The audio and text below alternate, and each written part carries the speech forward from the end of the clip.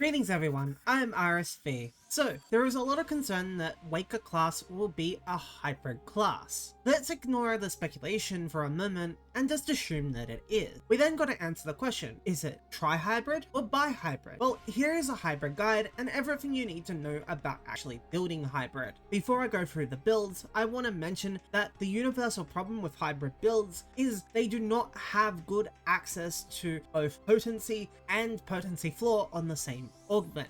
The majority of these augments are for single potency only. This makes it difficult for these classes to really build hybrid properly, because the 7-star weapons require a large amount of potency floor. A bi-hybrid may be able to get by running the Addy Deft and single potency augments on set. However, I do not personally recommend that, as you are splitting your damage between units, so you're getting a lot less than you think you are. It is also likely that you'll only have one Waker weapon in the first place, and you won't want to augment 3 of them. So that method, in my opinion, is only viable if you are augmenting the weapons individually. And given this circumstance where we may just have one weapon that has to be hybrid augmented, that is a bit of a problem. Though if we are able to get our hands on multiple Waker harmonizers, then we can just augment those weapons as normal. The same if Waker is a focused attack type. But let's talk about Tribird first. Tribird is forced into Belgren armor or defrozzers. The reason for that is they are the 2 strongest units currently that give you all attack types. The meta Tribird build currently is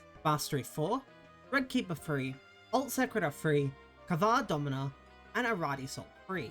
You could run 3 Addy Defs, however going Kavar Domina is statistically stronger. Alternatives. Alnono and Dolsol are fairly good alternatives to Dreadkeeper 3 if Dreadkeeper is out of your reach. Tribble can be substituted for Kavar D, and Tribble is just fairly easy to come across. Now everyone knows that Mastery 4 is overly expensive, but its younger brother Mastery 3 is a lot easier to obtain. One thing I do want to mention with a Tribrid setup is that your weapon needs to be Tribrid if it is accessing all attack types. It is possible that we end up in a situation where one of the hybrid pets is stronger than the others, though that is difficult to account for, though it would be fairly easy to rectify. We would just replace Kavar Domina and Arati Soul with Addy Deft and a Deft Augment. But let's move on to bi-hybrid. For units, you're looking at Belgren or Sestato. Sestato is your best bet for a defensive setup for this type of build, while Belgren just gives you the most output, regardless of what build you're using. And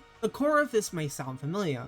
Mastery 4, Red 3, Alt Secretor 3, and then we have Gigas Aglai, Orphi, and Phalai, Aglai, Orphi, Phalai, Sol 3. Bi-hybrid has a lot more flexibility to it, because it can now use the Gigas and Sol augments. Because of this, if only 2 of the Waker's summons are actually useful, we can just build bi-hybrid and get way more value out of the build we're going. And another benefit of bi-hybrid is you can run Arati Soul instead of the Phalai, Orphi, or Aglai Soul if they are too expensive, though you do lose some potency from that. Again, Mastery 3 is an excellent substitute to Mastery 4. Threadkeeper 3 can again be substituted with Alnono and Dolsol 3. Keep in mind, in most cases with substitutes you will be losing BP, though BP is really not a good indicator of how well you're doing. Ultimately, I think hybrid is in a lot better state than it used to be, and I really hope that the Waker is not a hybrid class, at least without hybrid support in its build or new hybrid augments dropping when it drops. Both lines of hybrid builds are really suffering not having hybrid potency floor augments. Should these builds eventually get them, they will be really strong and really meta competitive. Until then, I've been RSV, and I'll see you next time.